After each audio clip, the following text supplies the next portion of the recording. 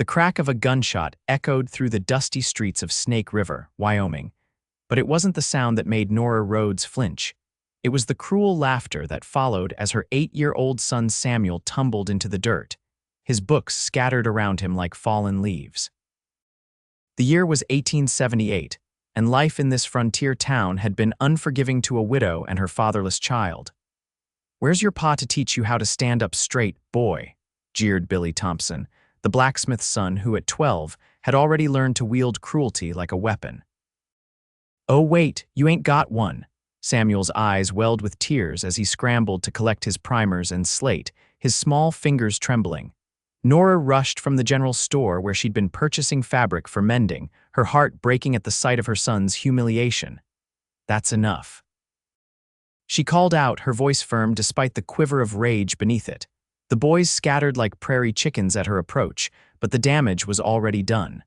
Samuel's chin quivered as he fought to maintain his composure. "I don't need a pa," he mumbled, but the words lacked conviction. Nora knelt beside him, her calico skirt pooling in the dust as she helped gather his belongings. "No, you don't," she assured him, though she knew her words offered little comfort against the daily torment he endured. 3 years a widow, and the town still whispered about poor Samuel Rhodes, growing up without a man's guidance. As if she hadn't tried to be both mother and father to him since influenza had taken her husband during that terrible winter of '75. What neither Nora nor Samuel noticed was the tall figure watching from the shadowed porch of the Broken Spur Saloon. Quincy Hayes stood with one boot propped against a post, his weathered hands rolling a cigarette with practiced precision. His eyes, the color of a storm-washed sky, followed the mother and son as they made their way down the boardwalk toward the small millinery shop where Nora earned their meager living. "New in town?" asked Hank Miller, the saloon owner, as he swept the porch beside Quincy. Quincy nodded, striking a match against his boot heel. "Just passing through, looking for work." "Well, the Double R is hiring hands for the spring drive. Tom Randall lost 2 men to Cheyenne last month. Pays fair if you're inclined to stay a while." Quincy inhaled deeply, watching the smoke curl into the late afternoon air. His gaze drifted once more to the retreating figures of the woman and her boy. Something about the set of her shoulders, proud despite the burden she carried, stirred something in him that he'd thought long buried beneath years of drifting. "Might be," he replied, flicking ash to the dirt. "Might just be." The next morning found Nora at her usual place behind the counter at Willow's Millinery, her fingers working deftly to attach a spray of silk flowers to a fashionable bonnet for Mrs. Peterson, the banker's wife. The bell above the door jingled and she glanced up, expecting Mrs. Willow returning from her lunch.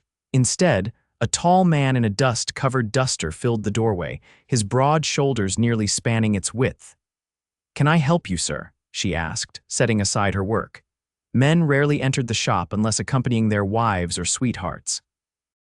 "Madam," he said, removing his hat to reveal hair the color of sun-bleached wheat. "I was told you might do mending." Nora's eyes traveled over him quickly, taking in the worn but clean clothing, the calloused hands that spoke of hard work, and the quiet intensity of his gaze. A drifter, she thought, but not the dangerous sort that occasionally blew through town like tumbleweeds. "I do, though Mrs. Willow prefers I focus on the millinery work during store hours. I could take it home this evening if it's urgent." He nodded, reaching into his saddlebag to produce a shirt with a long tear across the shoulder. "Caught it on barbed wire. It's my only spare." "I can have it for you tomorrow afternoon," she said, taking the garment and noting the quality of the fabric beneath the trail dust. "That'll be 25 cents. He placed a silver $50 on the counter. "Keep the change, for the trouble." Before she could protest, the bell jingled again, and her son burst through the door, his face flushed with exertion and streaked with tears. "Mama." Samuel cried, then stopped short at the sight of the stranger. He quickly swiped at his cheeks, trying to erase the evidence of his distress. "Samuel, what's happened? Why aren't you in school?" Nora rounded the counter, kneeling to examine her son's face. "I ain't going back," the boy declared, his lower lip jutting out stubbornly. "Not ever."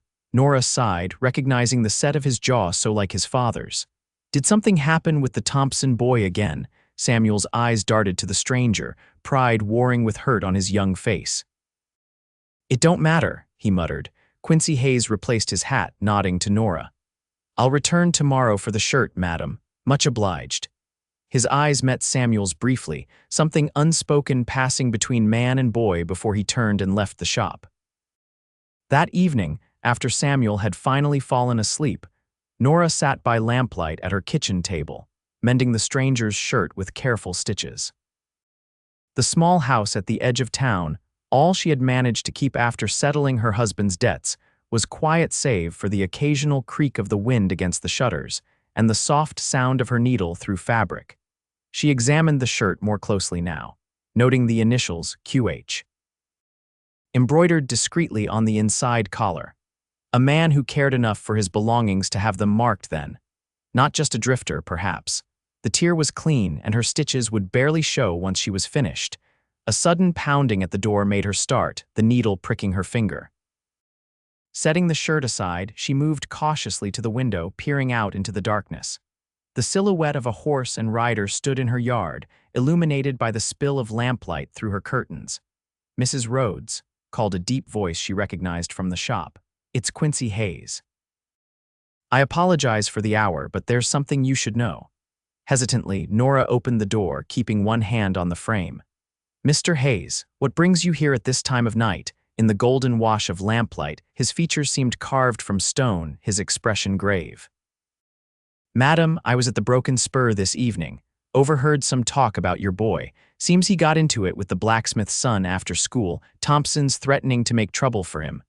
Nora's hand flew to her throat. "What kind of trouble?" "The kind that follows a boy into manhood in a town with long memories," Quincy replied. "I thought you should know." She nodded, a chill settling over her despite the mild spring evening. "Thank you for the warning, Mr. Hayes, though I'm not sure what I can do about it." Samuel's always been a target for boys like Billy Thompson. Quincy shifted, his hat in his hands. "Mrs. Rhodes, I've taken work at the Double R. I'll be around for the season at least." He paused, seeming to measure his words. "I could teach the boy a few things. How to stand his ground without starting more trouble." Nora studied him, suspicion warring with desperation. "Why would you do that for a boy you don't know?" Something flickered in his eyes, a shadow of memory, perhaps. "I was that boy once. No father to show me the way of things." He looked past her to the darkened interior of the house. "Every boy needs to learn how to be a man from someone, Mrs. Rhodes. Doesn't always have to be his father." Nora hesitated, years of careful vigilance as a lone woman making her cautious. Yet there was something in Quincy Hayes's steady gaze that spoke of honor, a commodity as rare and valuable as gold in these parts. "I'll think on it, Mr. Hayes," she said finally. "And I appreciate the warning." He nodded, replacing his hat. "Your shirt will be ready tomorrow." "Yes," she replied, feeling the conversation shift to safer ground. "Come by the shop in the afternoon." "Madam." He tipped his hat and turned to mount his horse, the leather of his saddle creaking in the quiet night. Nora watched him ride away, a tall silhouette against the star-studded Wyoming sky, before closing and bolting her door. Sleep eluded her that night as she considered his offer. Samuel needed guidance, that much was certain. The boy was growing wilder with each passing month, his grief and confusion manifesting as defiance. Yet could she trust this stranger with her most precious treasure? What did she really know of Quincy Hayes beyond his steady gaze and quiet manner? Morning brought no clear answers, only the certainty that something needed to change before Samuel's future in Snake River was irrevocably damaged by the cruelty of boys who would become the men who ran this town. When Quincy entered the millinery shop the following afternoon, Nora had made her decision. She handed him the mended shirt, their fingers brushing momentarily across the counter. "My son goes fishing by Cottonwood Creek on Saturday mornings," she said quietly. "If someone happened to be teaching him how to bait a hook properly around 8 o'clock, I wouldn't object." A small smile touched the corners of his mouth, crinkling the sun lines around his eyes. "Cottonwood Creek is known for good fishing this time of year." That Saturday dawned clear and warm, with the promise of summer in the air. Nora watched from the porch as Samuel set off toward the creek, his fishing pole over his shoulder, and a mixture of excitement and apprehension on his face. She had told him only that a friend might join him by the water, saying nothing of Quincy Hayes or the arrangement she had tacitly agreed to. The hours stretched longer than any she could remember as she tended to her garden, glancing frequently toward the path leading to the creek. When the midday sun stood high overhead and still Samuel had not returned, she began to worry. Just as she was contemplating going to look for him, the sound of laughter, her son's laughter, uninhibited in a way she hadn't heard in years, drifted up from the path. Samuel appeared, his face sun-flushed and animated, carrying a string of 3 respectable trout. Beside him walked Quincy Hayes, his sleeves rolled to the elbows, a fishing pole in one hand and an easy smile on his face as he listened to Samuel's excited chatter. "Mama, look. Mr. Hayes showed me how to use grasshoppers instead of worms, and the fish just couldn't stay away." Samuel held up his catch proudly. "And he says, if you don't mind, he can show me how to clean them proper so we can have them for supper." Nora caught Quincy's eye over her son's head, a silent question in her gaze. He nodded almost imperceptibly, answering her unspoken concern. The morning had gone well.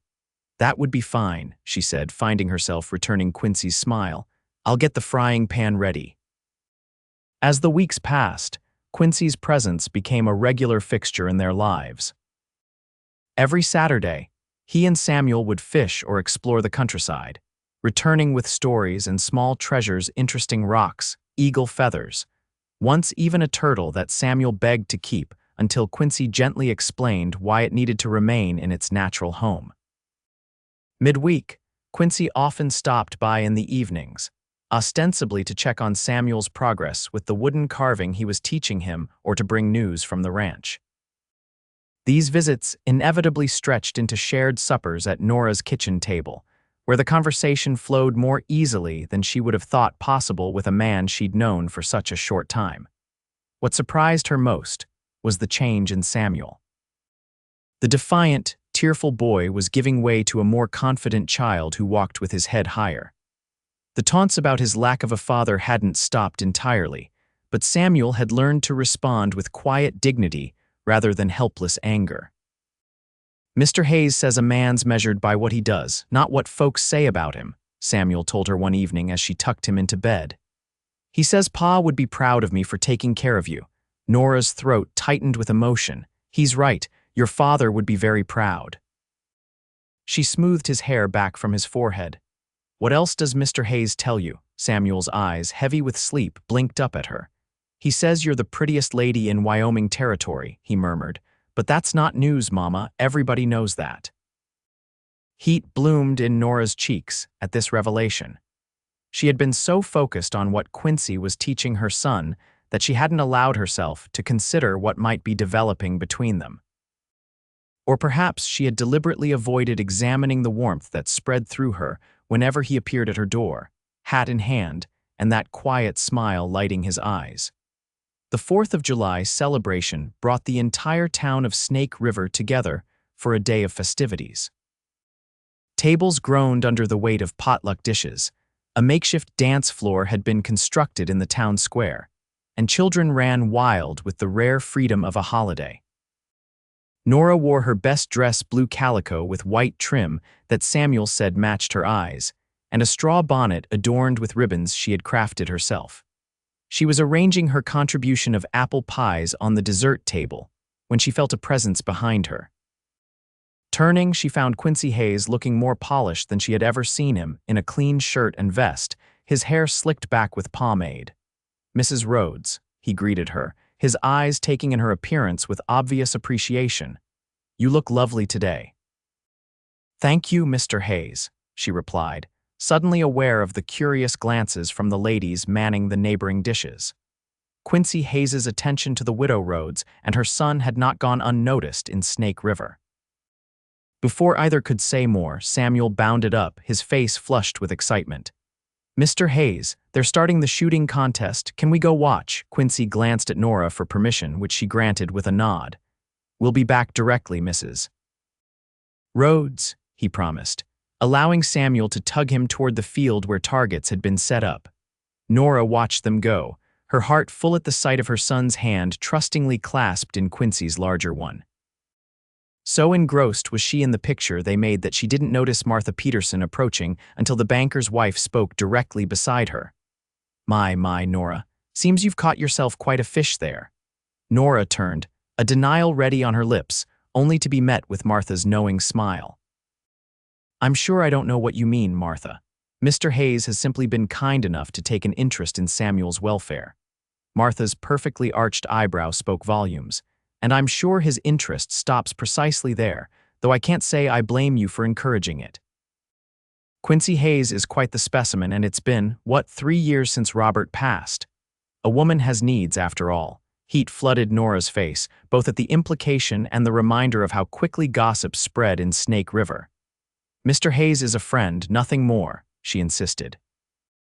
"Now, if you'll excuse me, I should check on the lemonade." She escaped Martha's knowing gaze, her mind in turmoil. Was that how the town saw her relationship with Quincy as a widow with needs, setting her cap for the handsome ranch hand? The very thought mortified her. She had never intended to give such an impression. Indeed, she had scarcely acknowledged her own growing feelings for the man, let alone acted upon them. The afternoon progressed with games and feasting, culminating in a community dance as the sun began to set. Nora sat with the other mothers, watching as children played tag in the fading light. Samuel had disappeared with a group of boys his age including, she noted with satisfaction, the blacksmith's son, who seemed to have developed a grudging respect for Samuel in recent weeks. "May I have this dance, Mrs. Rhodes?" Nora looked up to find Quincy extending his hand, his expression earnest in the lamplight that now illuminated the square. The fiddlers had struck up a waltz, and couples were already taking to the floor. "I am not much of a dancer," she demurred, acutely aware of the interested glances from those around them. "Neither am I," he admitted with a smile, "but I reckon we might stumble through it together." Something in his eyes, a vulnerability beneath the quiet confidence, made her decision for her. She placed her hand in his, and allowed him to lead her to the dance floor. His hand at her waist was warm and steady as they moved among the other couples. Nora was conscious of every point of contact between them, his palm against hers, the careful distance he maintained between their bodies, the way his eyes never left her face. "You've done wonders with Samuel," she said softly, needing to break the charged silence between them. "I barely recognized the boy who came home crying just a few months ago," Quincy's expression softened. "He's a good kid, smart too, just needed someone to believe in him." His hand tightened slightly on hers. "He reminds me a bit of myself at that age." "You mentioned you grew up without a father," Nora ventured, realizing how little she actually knew about this man who had become such an important part of their lives. A shadow crossed his face. "My pa was killed in the war when I was 6. Confederate sharpshooter got him at Antietam. Ma did her best, but it was hard country for a woman alone." His eyes met hers, understanding passing between them. "I had an uncle who stepped in, taught me to ride and shoot, to stand up straight and look a man in the eye when speaking. Without him, I might have ended up on a very different trail." The music swelled around them as Nora absorbed this piece of his history. "And is that why you offered to help Samuel? To be his uncle?" Something flickered in Quincy's gaze, something that made Nora's heart beat faster beneath her bodice. "Not exactly, Mrs. Rhodes." Before he could elaborate, the music ended, and a boisterous square dance began. Couples around them repositioned for the new dance, breaking the moment that had stretched between them like spun sugar. "I should find Samuel," Nora said, reluctantly withdrawing her hand from his. "It's getting late." Quincy nodded, escorting her from the dance floor. "I'll help you look for him." They found Samuel by the refreshment table, deep in conversation with Sheriff Davis's son about the merits of different fishing lures.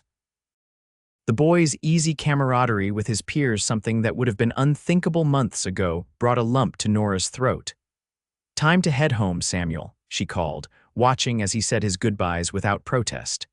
"Can Mr. Hayes walk us home?" Samuel asked, falling into step beside them.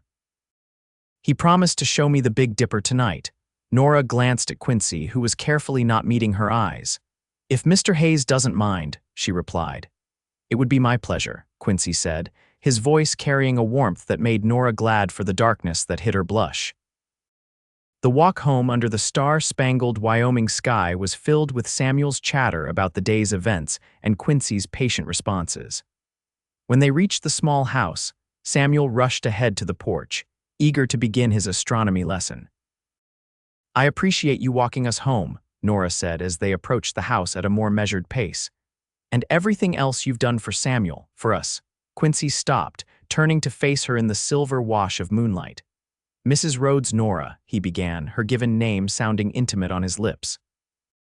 "I hope you know that my interest in helping Samuel has been genuine, but I'd be lying if I said it was my only reason for spending time with your family." Nora's breath caught as he took a step closer, close enough that she could smell the clean scent of soap and leather that she'd come to associate with him. "The truth is, I came to Snake River planning to move on after the spring drive, just like I always do. But then I saw you defending your boy that day on Main Street, and something told me to stay." His eyes searched hers in the moonlight. "I'm glad I listened." Nora's heart hammered against her ribs as she realized what he was trying to say. "Quincy, Mama, Mr. Hayes, come see the stars." Samuel called from the porch, breaking the moment between them. Quincy stepped back, a rueful smile touching his lips. "Duty calls," he said softly. Later, after Samuel had been tucked into bed with visions of constellations dancing in his head, Nora found herself alone with Quincy on the porch. The night was warm, with the scent of summer flowers heavy in the air and the chirping of crickets creating a gentle symphony around them. "He fell asleep almost before his head hit the pillow," Nora said, settling onto the porch swing beside Quincy. "Too much excitement today." "It was quite a celebration," Quincy agreed, his arms stretched along the back of the swing, not quite touching her shoulders. "Thank you for the dance." Nora smiled, remembering the feel of his hand at her waist. "It was nice to dance again. It's been a long time." They sat in companionable silence for a moment, the swing creaking gently beneath them. Nora was acutely aware of his presence beside her, the solid warmth of him, the steady rhythm of his breathing. "What you were saying earlier," she began hesitantly, "before Samuel called us." Quincy turned to look at her, his expression serious in the lamplight spilling from the window. "I meant it, Nora, all of it." He paused, seeming to choose his words with care. "I know it hasn't been that long since we met, and you have Samuel to think about. I understand if you're not ready to consider more, but I wanted you to know where I stand." Nora's fingers twisted in her lap. "The town is already talking," she admitted. "Martha Peterson made that quite clear today. Does that bother you, what people say?" She considered the question honestly. "It used to. After Robert died, every move I made was scrutinized, the widow's burden, I suppose." She looked up at him, finding courage in the steadiness of his gaze. "But I've learned that what matters most is what's right for Samuel and me, not what Snake River thinks." Quincy's hand found hers on the swing between them, his calloused fingers warm against her skin. "And what do you think is right for you, Nora Rhodes?" Her heart thundered in her chest as she turned her hand to lace her fingers with his. I'd like to find out what this might become, given time." The smile that spread across his face was like sunrise breaking over the mountains, gradual, then brilliant. "I can give you time," he said softly. "I'm not going anywhere." As summer ripened into its fullness, so too did the relationship between Nora and Quincy. His visits to their home became more frequent, and the pretense that they were solely for Samuel's benefit gradually fell away.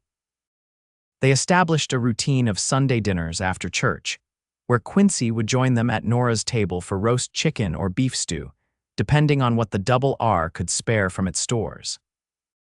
These meals were filled with conversation and laughter, with Samuel eagerly sharing his week's adventures and Quincy regaling them with tales from the ranch. Afterward, while Samuel completed his homework or practiced his whittling, Nora and Quincy would sit on the porch, talking quietly as the sun set behind the distant mountains. It was during one such evening in late July that Quincy first kissed her. They had been discussing his childhood in Missouri, and Nora had laughed at his description of falling into a creek while trying to impress a girl at a church picnic. "You're beautiful when you laugh," he said, his voice dropping to a murmur. "Though you're beautiful all the time, truth be told." Nora's laughter faded as she met his gaze, finding it filled with an intensity that made her breath catch. Slowly, giving her every chance to pull away, he leaned toward her. His lips, when they met hers, were gentle, almost reverent. The kiss was brief, a question more than a statement, but it left Nora feeling as though her entire world had shifted on its axis. When he drew back, uncertainty flickered across his features. "I've been wanting to do that for weeks," he admitted. "I hope I haven't overstepped." In answer, Nora reached up to touch his face, her fingers tracing the line of his jaw with wonder. "No," she whispered, "you haven't overstepped at all." The door banged open behind them, and they moved apart as Samuel bounded onto the porch. If he noticed the flush in his mother's cheeks or the way Quincy cleared his throat, he gave no sign of it. "Mr. Hayes, I finished the eagle I was carving. Want to see?" The moment broken, Quincy turned his attention to Samuel's handiwork, praising the boy's improvement with genuine enthusiasm. Yet as the evening progressed, his eyes continually sought Nora's across the room, a shared secret warming the space between them. When he took his leave that night, his goodbye to Nora held a new significance. "I'll see you at church tomorrow," he said, his hand lingering on hers as Samuel waved from the doorway. "Yes," she replied, finding herself reluctant to release his fingers. "Tomorrow." After Samuel had gone to bed, Nora sat alone in the parlor, her mending forgotten in her lap as she replayed the kiss in her mind. It had been so long since she'd felt a man's lips on hers, longer still, since she'd felt the flutter of anticipation that now coursed through her veins at the thought of seeing Quincy again. A part of her felt guilty for these feelings, as though she were somehow betraying Robert's memory. Yet a larger part recognized that life continued, even after loss. Robert would have wanted her to find happiness again, to provide a stable home for their son with a good man who cared for them both. And Quincy Hayes was undoubtedly a good man. She had seen it in 100 small ways: the patience with which he taught Samuel, the respect he showed to everyone regardless of station, the quiet strength he brought to every task. Even Sheriff Davis, a man notoriously suspicious of newcomers, had taken to nodding respectfully when Quincy passed on the street. Still, questions lingered in Nora's mind as she prepared for bed that night. Quincy had been a drifter before coming to Snake River. What assurance did she have that he wouldn't move on when winter came, leaving her and Samuel with fresh grief? And while he clearly cared for Samuel, was he truly ready to take on the responsibility of raising another man's son as his own? Sleep eluded her as these thoughts circled like water in a mill race, until finally she surrendered to wakefulness and sat by her window, watching the moon traverse the star-filled sky. By dawn, she had reached no conclusions, only the certainty that her heart was no longer entirely her own to guard. Church the next day brought another kind of test, as Nora, Samuel, and Quincy sat together in a pew near the middle of the small, whitewashed building. Whispers rustled like autumn leaves around them, and more than once Nora caught Martha Peterson's knowing glance from across the aisle. Pastor Williams's sermon, ironically, focused on Ruth's declaration to Naomi, "Whither thou goest, I will go." He spoke of commitment and the courage to forge new paths together in faith, words that seemed to Nora to be aimed directly at her situation. Beside her, Quincy sat attentive and respectful, occasionally glancing down at Samuel, who was doing his best to sit still despite the summer heat that made the church feel like a baker's oven. When the collection plate passed, Quincy contributed without ostentation, his offering neither miserly nor showy, just like the man himself, Nora thought with a small smile. After the service, as congregants mingled in the churchyard, several of the town's matrons made a point of introducing themselves to Quincy. Mrs. Miller, the saloon-keeper's wife, was particularly effusive, inviting him to Sunday dinner in a way that made it clear her unmarried niece would be in attendance. Nora watched these interactions from a few yards away, where she was speaking with the schoolteacher about Samuel's improved behavior in class. She couldn't hear Quincy's responses, but his body language, polite yet reserved, suggested he was deflecting Mrs. Miller's invitation. Her suspicion was confirmed when he made his way to her side a few minutes later. Mrs. Miller seems determined to introduce me to every eligible young lady in the territory, he murmured, his eyes crinkling with amusement. I had to explain I already had a standing dinner engagement that I wouldn't miss for the world. Warmth spread through Nora's chest at his words. Before she could respond, Samuel tugged at Quincy's sleeve. "Mr. Hayes, can I go fishing with Jimmy Davis this afternoon?" His pa said it's all right if you say yes. Quincy glanced at Nora, deferring to her authority even as Samuel had automatically sought his permission, a subtle shift in their family dynamic that didn't escape Nora's notice. "If your homework is finished and you're home before sunset," Nora replied, watching as Samuel's face lit up. "Yes, madam." He darted off to where the sheriff's son waited by the church steps. "Looks like it might just be the two of us for dinner," Quincy observed, offering Nora his arm as they prepared to leave the churchyard. The simple gesture, performed in full view of half the town, was as clear a statement of his intentions as if he'd taken out an advertisement in the Snake River Gazette. "So it seems," Nora replied, placing her hand on his arm and feeling the solid strength beneath the wool of his Sunday coat. "I hope you like apple cobbler for dessert." The walk home was filled with comfortable conversation, and by the time they reached Nora's kitchen, any awkwardness that might have lingered from their kiss had dissipated. They worked together to prepare the meal, moving around the small space with the ease of long familiarity. "You're handy in a kitchen," Nora observed as Quincy expertly peeled potatoes at the table. "Most men I know can barely boil water," he smiled, the knife moving steadily in his hands. "When you've spent as much time on cattle drives as I have, you learn to pull your weight around the chuck wagon or go hungry. Cookie doesn't tolerate slackers." "And is that what you've always done? Cattle drives?" Nora asked, realizing how little she actually knew about his life before Snake River. Quincy was quiet for a moment, focused on his task. "Not always. After the war, I tried my hand at a few things. Worked some silver mines in Colorado, did a stint as a deputy in Kansas, even drove stagecoach for a while." He glanced up at her. "Never found a reason to put down roots, I suppose."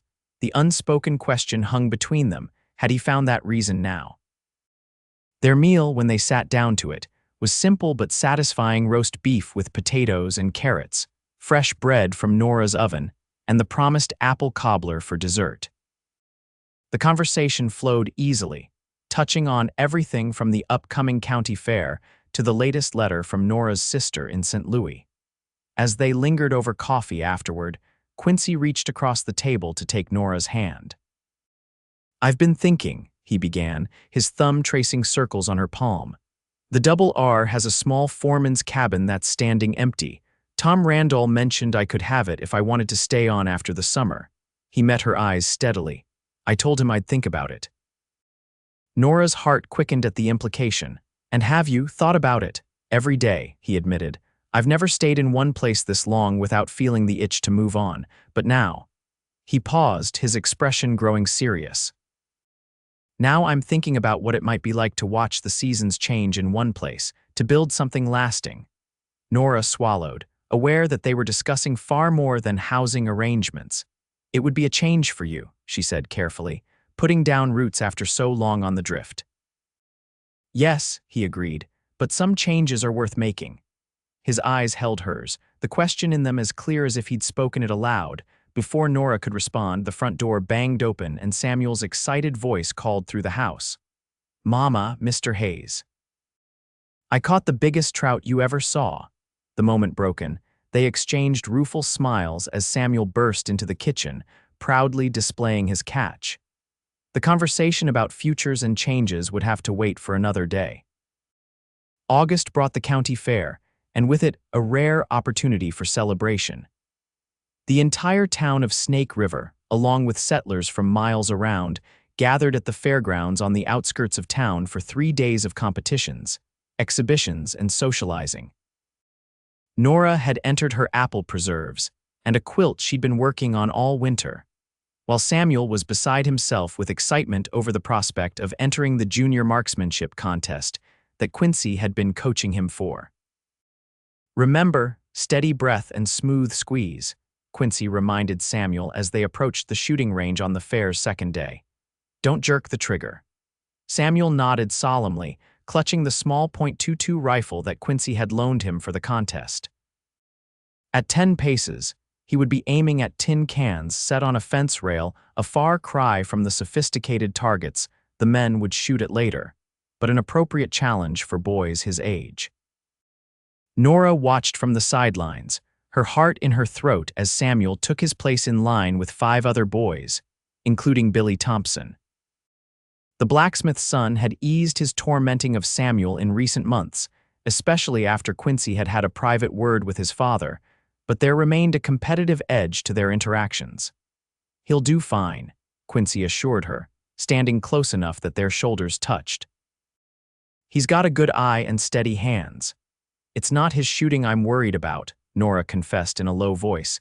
It's what happens if he beats Billy Thompson. Quincy's expression sobered.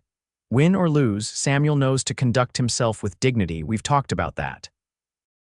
The contest began, each boy taking his turn to fire 3 shots at the cans. Billy Thompson went first, knocking down 2 cans and missing the third.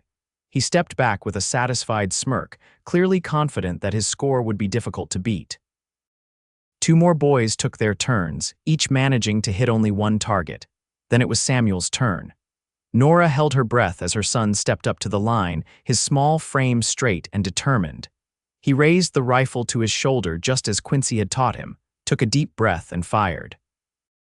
The first can toppled from the rail. A murmur went through the crowd as Samuel calmly reloaded, took aim again, and knocked down the second can. The third shot was the most difficult, with the can positioned farther down the rail. Samuel took extra time, adjusting his stance slightly before squeezing the trigger. The can flew off the rail, and a cheer erupted from the spectators. 3 perfect shots, the only perfect score of the competition so far. Samuel turned, his face split by a grin as he sought Quincy's approving nod. The last 2 competitors failed to match Samuel's performance, and when the judge announced him as the winner, Nora thought her heart might burst with pride. Samuel accepted the small silver cup with dignity, shaking hands with the other boys as Quincy had taught him. Even Billy Thompson managed a grudging good shooting before skulking off to join his father. You did it, Nora exclaimed as Samuel ran to her, cup in hand. I'm so proud of you, did you see, Mr. Hayes? I remembered everything you taught me. Samuel's eyes shone as he looked up at the man who had become his mentor. You sure did, partner, Quincy replied, ruffling the boy's hair. Couldn't have done better myself. As they walked away from the shooting range, Samuel clutching his prize and chattering excitedly about the competition, Nora noticed several townspeople watching them with approving smiles. The sight of Quincy Hayes with Nora and her son had become a familiar one in Snake River, and it seemed the town had collectively decided to give its blessing to the arrangement. That evening, as the fair wound down for the day and lanterns were lit around the grounds, a dance was held in the large exhibition tent. Nora, wearing her best dress and a shawl against the evening chill, sat with several other mothers watching as Samuel and his friends played tag at the edge of the dance floor. Mrs. Rhodes, Quincy's voice came from behind her. May I have this dance? Nora turned to find him standing there, freshly shaved and wearing a clean shirt under his vest. The months of outdoor work had darkened his skin and added lean muscle to his already impressive frame, making him, in Nora's admittedly biased opinion, the most handsome man at the fair. I would be delighted, Mr. Hayes, she replied, taking his offered hand and allowing him to lead her onto the floor. The band struck up a waltz, and Quincy's arm encircled her waist with confidence born of their growing familiarity. They moved together more smoothly than they had on the 4th of July, finding a rhythm that felt as natural as breathing. Samuel did well today, Quincy said, guiding her through a turn. You should be proud. I am, Nora replied, though I think the credit belongs largely to his teacher. Quincy shook his head. The boy's got natural talent and determination. That comes from you, I expect. Nora smiled at the compliment. Perhaps. But he's blossomed under your guidance, Quincy. You've given him something I couldn't, no matter how much I wanted to. A man needs certain things passed down to him, Quincy acknowledged. just as he needs a mother's wisdom and care. His eyes held hers as they moved across the floor. You've done right by him, Nora. Don't doubt that for a second. The music swelled around them, and for a moment, it felt as though they were the only two people in the tent. Nora was acutely aware of his hand at her waist, the clean scent of him, the way his eyes never left her face as they danced. I've been thinking about what you said, she told him softly. About staying on at the Double R, interest sharpened his gaze. And, I think Snake River would be fortunate to keep you, she said carefully. Samuel and I certainly would be. A smile spread slowly across his face, crinkling the corners of his eyes in the way she had come to cherish. Is that so? It is, she confirmed, feeling a blush rise to her cheeks under his intent gaze. Though I should warn you, once folks know you're staying for good, you'll be invited to every social, church function and quilting bee from here to Cheyenne. He laughed, the sound rich and warm. I think I can bear up under the strain, as long as I have the right partner. The double meaning in his words wasn't lost on Nora, and her heart beat faster as the dance ended and Quincy reluctantly released her. Before they could leave the floor, however, the bandleader announced a square dance, and they were swept into a formation with other couples. The evening passed in a blur of music, laughter, and stolen glances. By the time the band played its final song, Samuel had fallen asleep on a bench at the edge of the tent, his silver cup still clutched in one hand. I should get him home, Nora said, gently shaking her son's shoulder. Samuel mumbled but didn't wake, exhausted from the excitement of the day. Here, let me, Quincy said, lifting the boy easily into his arms. Samuel instinctively curled against his chest, still deep in slumber. They walked through the fairgrounds toward Nora's waiting wagon, Quincy carrying Samuel as if the boy weighed nothing at all. The sight of her son so trustingly asleep in Quincy's arms brought a lump to Nora's throat. How far they had all come since that spring day when Samuel had come home in tears. I can drive you, Quincy offered as they reached the wagon. It's late for a lady to be out alone. What about your horse? Nora asked, climbing onto the bench seat as Quincy gently placed Samuel in the back, arranging a blanket over him. I'll come back for him. He's well tethered. The drive home was quiet, with only the creak of the wagon wheels and the occasional snuffle from the sleeping Samuel to break the silence. Quincy handled the reins with the ease of long practice, while Nora found herself stealing glances at his profile, outlined against the star-studded sky. When they reached her home, Quincy carried Samuel inside and placed him on his bed, removing the boy's boots while Nora tucked the covers around him. The cup was gently pried from his fingers and placed on the bedside table, where it would be the first thing he saw upon waking. They moved quietly into the parlor, leaving Samuel's door ajar as was Nora's habit. The house was dark save for the moonlight streaming through the windows, casting long shadows across the floor. I should let you rest, Quincy said, reaching for his hat. It's been a long day. Nora surprised herself by catching his hand. Stay, she said softly, just for a while. Something flickered in his eyes' surprise, followed by warmth. He set his hat aside and followed her to the small sofa where they had spent many evenings in conversation. This time, however, the air between them seemed charged with possibility. Nora, he began, his voice low in the darkness, I need to be clear about something. When I told you I was thinking of staying in Snake River, it wasn't just about the job at the Double R. He took her hand in his thumb tracing circles on her palm as he had done at their Sunday dinner. It was about you and Samuel, about what I've come to feel for both of you. Nora's heart thundered in her chest. And what is it that you feel, Quincy Hayes? In answer, he leaned forward and kissed her, his lips gentle but insistent against hers. Unlike their first kiss, which had been brief and questioning, this one deepened as Nora responded, her free hand coming up to rest against his chest, feeling the strong beat of his heart beneath her palm. When they finally broke apart, both breathless, Quincy rested his forehead against hers. I love you, Nora Rhodes, he whispered. I think I have almost from the first moment I saw you defending your boy on Main Street. You're the bravest, strongest woman I've ever known. Tears pricked at Nora's eyes at his declaration. I love you too, she admitted, the words feeling both frightening and liberating as they left her lips. But Quincy, I come with responsibilities, Samuel is the finest boy I've ever met, Quincy finished for her. And I love him too, Nora. Not just because he's a part of you, though that would be reason enough, but because he's Samuel, brave and kind and smarter than most grown men I know. He cupped her face in his hands. I want to be a family, the three of us, if you'll have me. Nora searched his face in the moonlight, finding only sincerity in his steady gaze. Are you certain? You've been free to go where the wind takes you for so long. And now I choose to stay, he said simply. With you and Samuel for as long as you'll have me. In answer, Nora leaned forward to kiss him again, pouring all the love and hope she felt into the gesture. His arms encircled her, drawing her closer as the kiss deepened, a promise of the life they might build together. When they parted, Quincy's smile was tender. I should go, he said reluctantly. Before I forget myself entirely. Nora nodded, though she was loath to release him.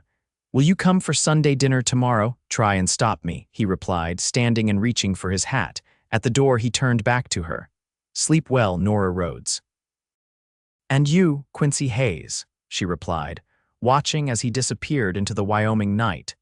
The next morning, Nora awoke to the sound of Samuel's excited voice in the kitchen. Following the noise, she found her son at the table, silver cup proudly displayed in the center as he recounted the shooting contest in exacting detail to an attentive audience of one Quincy Hayes, who sat across from him nursing a cup of coffee. Mr. Hayes brought biscuits from the hotel, Mama. Samuel exclaimed when he spotted her in the doorway. And he's going to show me how to clean my prize so it stays shiny forever. Nora raised an eyebrow at Quincy, who had the grace to look slightly abashed. I hope you don't mind the early call, he said, rising to pull out a chair for her. I was on my way to collect my horse and thought I might check if the champion marksman was awake yet. I don't mind at all, Nora replied, accepting the cup of coffee he poured for her. Their fingers brushed in the exchange, a brief touch that sent warmth coursing through her. Though I'm surprised the hotel was serving biscuits so early. I may have persuaded Mrs. Dunham to wrap up a few extras, Quincy admitted with a smile. He told her they were for a special, Samuel added, mouth full of biscuit, because I won the contest. Nora glanced at Quincy, who was watching her with an expression that made her heart race. Did he now? He sure did. And Mrs.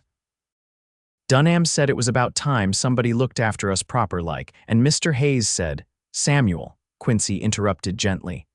Why don't you go get that polishing cloth I gave you last week?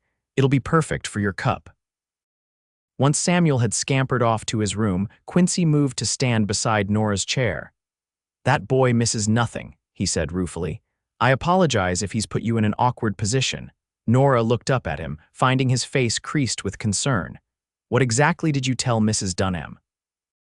Only that I was bringing breakfast to the Rhodes family to celebrate Samuel's victory, he replied, though I may have mentioned that I consider it a personal privilege to do so.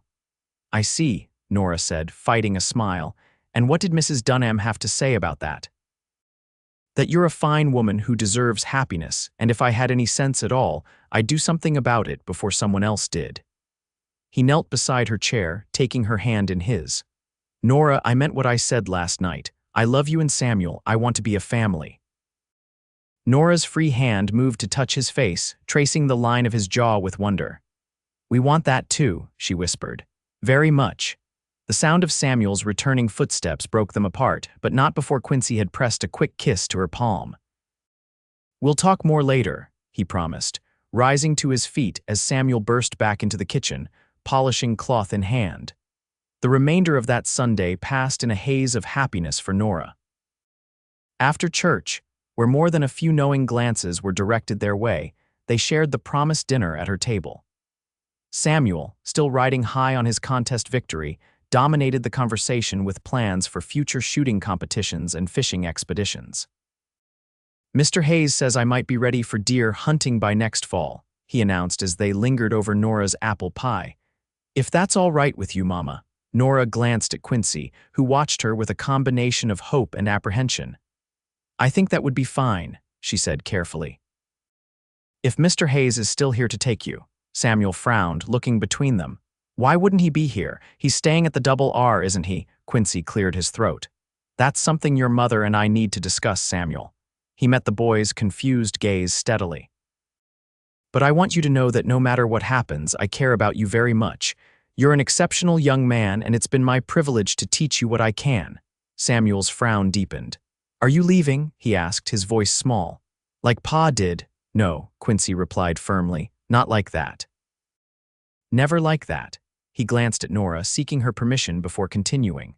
"Actually, if it's all right with your mother, I'd like to stay even closer than the double R." Understanding dawned in Samuel's eyes, followed by a cautious hope. "You mean here with us?" "Samuel," Nora interjected gently. "What Mr. Hayes is trying to say is that he cares for both of us, and he's asking if we might become a family." Samuel looked between them, his young face serious. "You mean, like he'd be my pa?" Quincy leaned forward, his expression earnest. "I would never try to replace your father, Samuel. He'll always be your pa, and you should remember him with honor. But if you and your mother were willing, I'd be proud to be your, well, whatever you wanted to call me. A friend, a guardian, maybe someday, if you felt it was right, a stepfather." Samuel was quiet for a long moment, processing this information. "Would we still go fishing?" he asked finally. "Every chance we got," Quincy promised. "And would you still teach me things, like shooting and tracking and how to whittle, as much as you want to learn?" Samuel nodded, seeming satisfied with these answers. "And you take care of Mama, make her smile like she does when you're around." Nora felt heat rise to her cheeks as Quincy glanced at her, his eyes soft.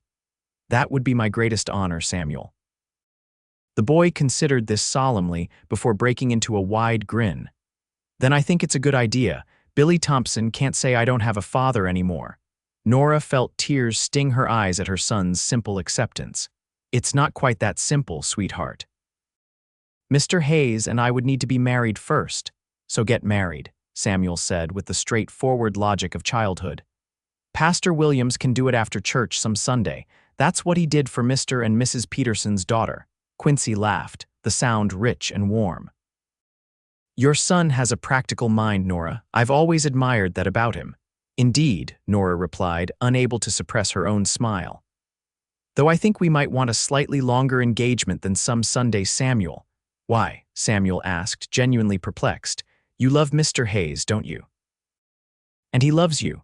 I heard him tell you so last night when you thought I was asleep." Nora's eyes widened in surprise, while Quincy had the grace to look slightly abashed. "Samuel Rhodes, were you eavesdropping?" Nora demanded. "Not on purpose," Samuel defended himself. "I woke up when Mr. Hayes put me to bed, but I was still real tired, so I just laid there with my eyes closed. Then I heard you talking in the parlor." He looked between them innocently. "So why wait? Pastor Williams isn't busy next Sunday." Quincy cleared his throat, fighting a smile. "Your mother deserves a proper courtship, Samuel, and there are arrangements to be made before two households can become one." Samuel considered this, then nodded reluctantly. "I guess that makes sense, but don't take too long. Jimmy Davis says his ma says that Mrs. Peterson's niece has her eye on you, Mr. Hayes." This time Quincy couldn't contain his laughter. "I appreciate the warning, Samuel, but I assure you, my affections are quite firmly fixed in this house." Later, after Samuel had gone to bed and they sat together on the porch swing, Nora brought up her son's revelations. "So he heard your declaration last night," she said softly. "I hope that doesn't make you uncomfortable." Quincy took her hand, lacing their fingers together. "The only thing that would make me uncomfortable is if you had second thoughts about what I said. About us becoming a family." "No second thoughts," Nora assured him, resting her head against his shoulder. "Though Samuel's right about one thing, Martha Peterson's niece has been casting longing glances your way since the moment you rode into town." Quincy chuckled, the sound rumbling pleasantly against her cheek. "I haven't noticed anyone but you, Nora Rhodes. Not since that first day when I saw you defending your boy on Main Street." They sat in companionable silence for a moment, the swing creaking gently beneath them. "Samuel also had a point about not waiting too long," Quincy said finally. "Not that I want to rush you, but—" He hesitated, seeming uncharacteristically uncertain. "But," Nora prompted, lifting her head to look at him. "But I've spent too many years without a home, without the kind of love you and Samuel have shown me. Now that I've found it, I'm not inclined to waste time." He turned to face her, his expression serious in the lamplight. I don't need a long courtship to know that I want to spend the rest of my life with you, Nora. I don't need fine things or a grand wedding. I just need you and Samuel. Tears pricked at Nora's eyes at the sincerity in his voice. Quincy Hayes, are you proposing to me? In answer, he reached into his vest pocket and withdrew a small velvet pouch. I had planned to wait to do this properly, he admitted, but Samuel's wisdom is hard to argue with. He opened the pouch, tipping a delicate gold ring with a small pearl into his palm. It was my mother's. She gave it to me before she passed, said I should give it to the woman who captured my heart. Nora's breath caught as he took her hand, his eyes never leaving hers. Nora Rhodes, will you do me the honor of becoming my wife? Will you let me love and cherish you and Samuel for all the days of my life? Yes, she whispered, her voice thick with emotion. Yes, Quincy, I will. The ring slid onto her finger as if it had been made for her, the pearl gleaming softly in the lamplight. Quincy's kiss was gentle but filled with promise, a sealing of the vows they would soon make before God and the community of Snake River.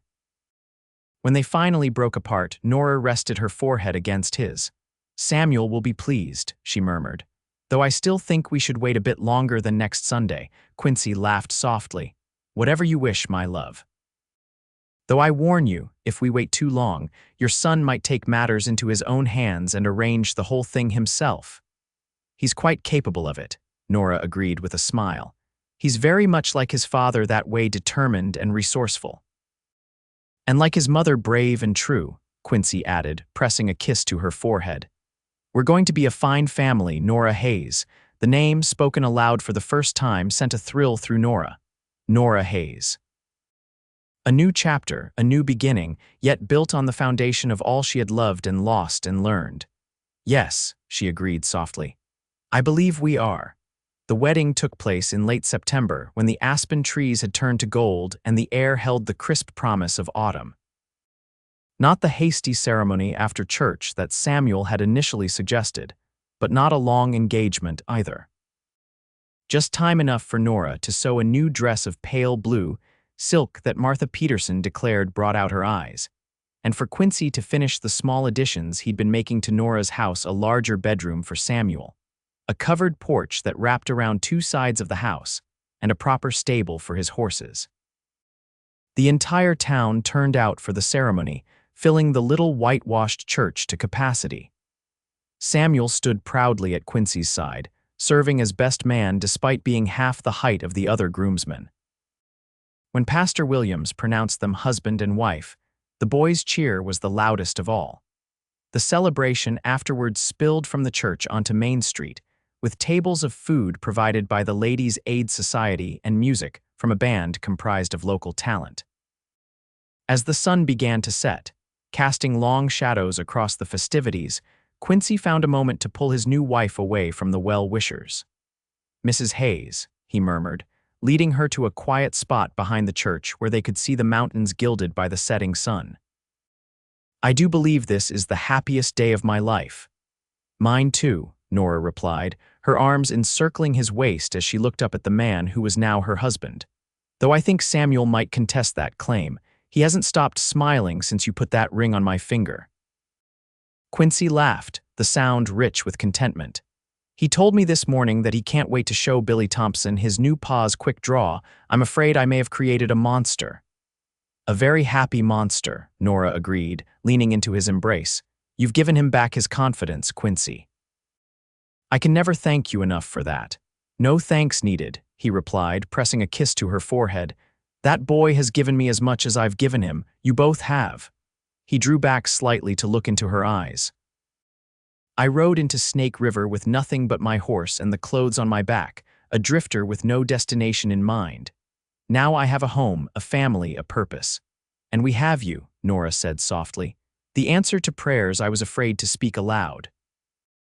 Their kiss, tender and filled with promise, was interrupted by the sound of small feet running around the corner of the church. There you are, Samuel exclaimed, slightly out of breath. Everyone's looking for you, Mrs. Peterson says it's time for the first dance, and Jimmy Davis says his pa's going to fire his pistol in the air for good luck. But I told him that's just silly, because Mr. Hayes, pa, says you never fire a gun unless you mean business. Quincy ruffled the boy's hair affectionately. "That's right, Samuel. A gun isn't a toy, and it's not for celebrations either." Samuel beamed at the confirmation, then grabbed both their hands. "Come on then, everyone's waiting and there's still cake." As they allowed themselves to be led back to the celebration, Nora caught Quincy's eye over their son's head. The love she saw reflected there for her, for Samuel, for the life they were building together filled her heart to overflowing. "I love you," she mouthed silently. "And I love you," he returned, his eyes crinkling at the corners in the way that still made her heart skip a beat. "Both of you, always." The years that followed brought changes to the Rhodes Hayes household, as all years do. Quincy's position at the Double R evolved from ranch hand to foreman, and eventually to partner, when Tom Randall decided to retire to Arizona for his health. The small house at the edge of town expanded to accommodate their growing family first with the addition of little Rebecca in the spring of 1880, followed by twins Robert and Richard 2 years later. Samuel grew tall and strong under Quincy's guidance, developing into a young man respected throughout Snake River for his integrity and skill. The taunts about his fatherless state became a distant memory as he proudly carried both his birth father's name and the values his stepfather had instilled in him. Billy Thompson, who had once been his chief tormentor, became, if not a friend, then at least a respectful acquaintance. The turning point came when Samuel, at 15, pulled the blacksmith's son from the swollen creek during spring floods, risking his own life in the process. When asked why he had done it, Samuel's response was simple. "Mr. Hayes taught me that a man helps those in need, even if they aren't always kind to him." Quincy's pride in his eldest son was matched only by his adoration for Nora, which grew deeper with each passing year. The love that had blossomed that summer of 1878 continued to flourish, weathering the challenges and celebrations that made up their shared life with a strength born of mutual respect and unwavering commitment. On their 20th wedding anniversary, as they sat on the porch of the ranch house that had replaced their first modest home, watching their children and grandchildren play in the yard, Nora leaned her head against her husband's shoulder. "Do you ever think about how it all began?" She asked softly. That day on Main Street when Samuel came home in tears, Quincy's arm tightened around her waist. "Often," he admitted. "I thank God every day that I happened to be on that porch at that moment, that I found the courage to offer help to a boy who reminded me so much of myself." "And to his mother," Nora teased gently. "Especially to his mother," Quincy replied, pressing a kiss to her temple. "The bravest, most beautiful woman I've ever known." From the yard came the sound of Samuel's laughter, as he showed his young son how to properly hold a fishing pole, the same lessons Quincy had once taught him by Cottonwood Creek. The circle complete, the legacy passed on. "We've been blessed," Nora murmured, watching as Rebecca's twin girls clambered onto their grandfather's lap, demanding stories of his cattle-driving days. "Beyond measure," Quincy agreed, his weathered hand finding hers, fingers interlacing as they had countless times over the years. "Every day with you and our family has been a gift I never dared dream of before Snake River." As the Wyoming sunset painted the sky in shades of gold and crimson, Nora reflected on the journey that had brought them to this moment. From a widow struggling to raise her son alone, to the matriarch of a thriving family. From a drifter with no place to call home, to a respected rancher rooted in the community he had come to love. All because a cowboy had seen a boy in need and offered to teach him how to be a man. All because a mother had found the courage to open her heart to love again. All because, sometimes, the most unexpected beginnings led to the most beautiful lives. "I love you, Quincy Hayes," Nora said softly, turning to meet the blue eyes that still looked at her with the same devotion as they had on their wedding day 2 decades before. "And I love you, Nora Hayes," he replied, his smile as warm as the day she had first seen it. "Yesterday, today, and all our tomorrows."